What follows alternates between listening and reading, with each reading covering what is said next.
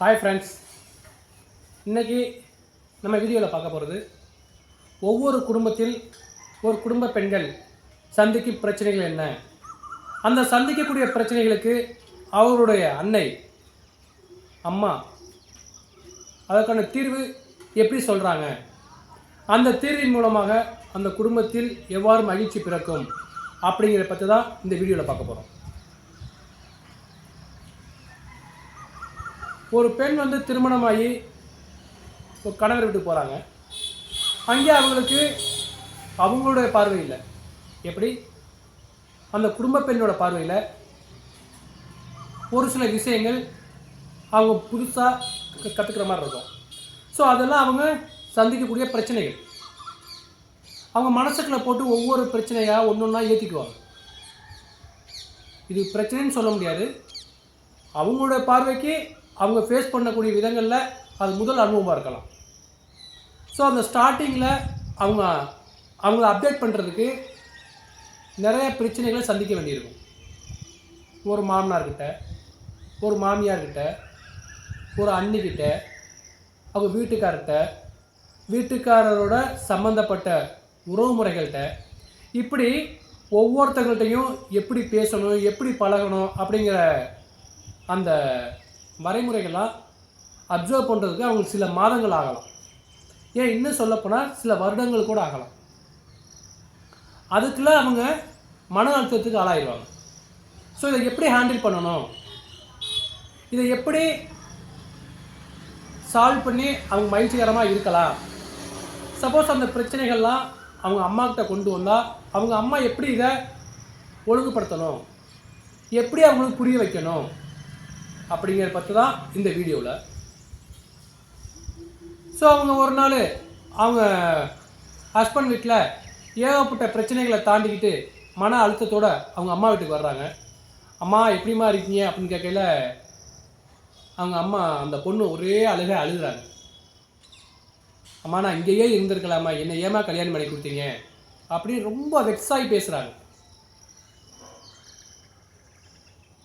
அப்போ அன்னைமார்கள் என்ன சொல்லணும் அப்படின்னா, மேற்கொண்டு அவங்கள மனநோய்க்கு ஆளாக்காமல், மன அழுத்தத்துக்கு ஆளாகாமல், மேற்கொண்டு பிரச்சனைகளை சந்திக்கிறதுக்கான ஒரு மனப்பக்குவத்தை அவங்களுக்கு சொல்லிக் கொடுக்கணும்.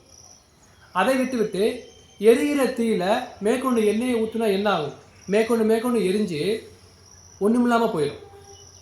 அதுபோல் ஒரு குடும்பத்தில் ஒரு பிரச்சனை என்பது சாதாரண விஷயம். அதை அவங்களுக்குள்ள அண்டர்ஸ்டாண்ட் பண்ணக்கூடிய ஒரு சின்ன மிஸ் அண்டர்ஸ்டாண்டிங், அந்த சின்ன சின்ன இடைவெளி.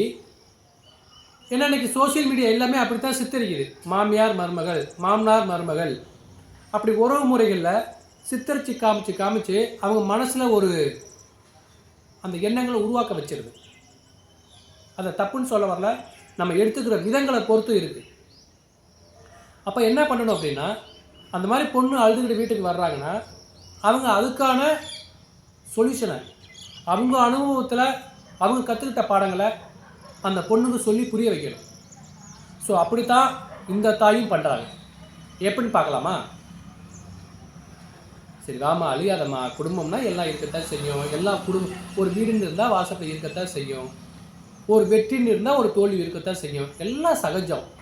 இங்கே வா, உங்களுக்கு புரிய வைக்கிறேன்னு சொல்லி கொஞ்ச நேரம் அமைதியை சாந்தப்படுத்தி விட்டு அதுக்கு பிறகு உள்ள கிச்சனுக்கு கூட்டி போகிறாங்க. நீங்கள் நினைக்கலாம், கிச்சனுக்கும் அவங்க ஹஸ்பண்டோட குடும்பத்தில் இருக்கக்கூடிய பிரச்சனைக்கும்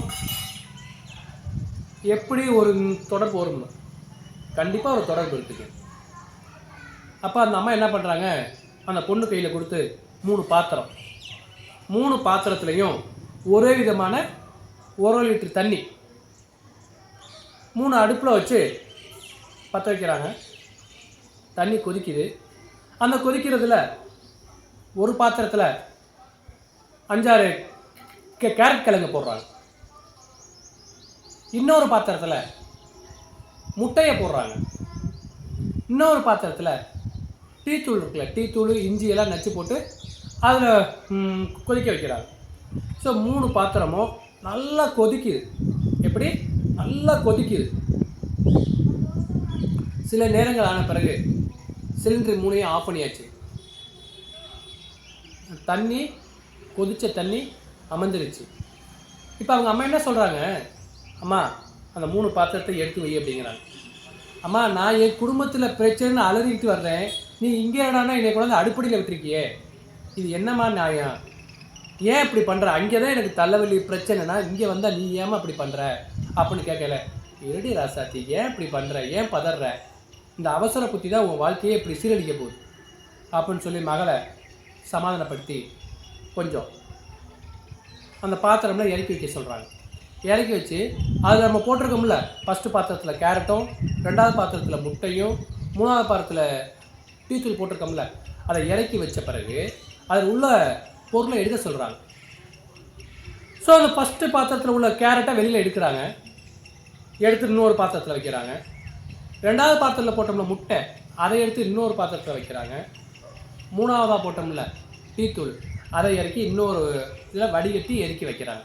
3 பாத்திரமும் ரெடியாக இருக்குது. அப்போ அவங்க அம்மா கேட்குறாங்க, அம்மா இந்த நீ ராசாத்தி இந்த ஃபஸ்ட்டு பாத்திரத்தில் இந்த கேரட் எடுத்து எப்படி இருக்குன்னு கேட்குறாங்க. அம்மா கேரட்டு ரொம்ப சாஃப்டாக இருக்குமா, உடையிற மாதிரி இருக்குமா, அந்த தோலை சீவுறாங்க, அப்படியே உடையுது, எல்லாமே கேரட்டு ஃபுல்லாக அப்படியே உடையுது. 2வது பாத்திரத்தில் முட்டையை எடுக்கிறாங்க, முட்டை உடைக்கிறாங்க, ஹார்டாக இருக்குது. அப்புறம் எப்படியோ உடச்சி அந்த தோலெல்லாம் எடுத்துட்டாங்க. 3வது உள்ளதை டீயை வடிகட்டி ஒரு கப்பில் எடுத்து வச்சுட்டாங்க. இதில் என்ன நம்ம சிந்திக்க வேண்டிய கருத்து அப்படின்னா, இப்போ முதல் பாத்திரத்தில் போட்ட கேரட் இருக்குல்ல, அந்த கேரட்டு சுடுதண்ணியில் போடுறதுக்கு முன்னாடி எப்படி இருந்துச்சு, ரொம்ப ஹார்டாக இப்படி போட்டு அடித்தா கூட கொஞ்சமாக உடையும், கடிச்சு சாப்பிட்டா கூட ரொம்ப ஹார்டாக இருக்கும்.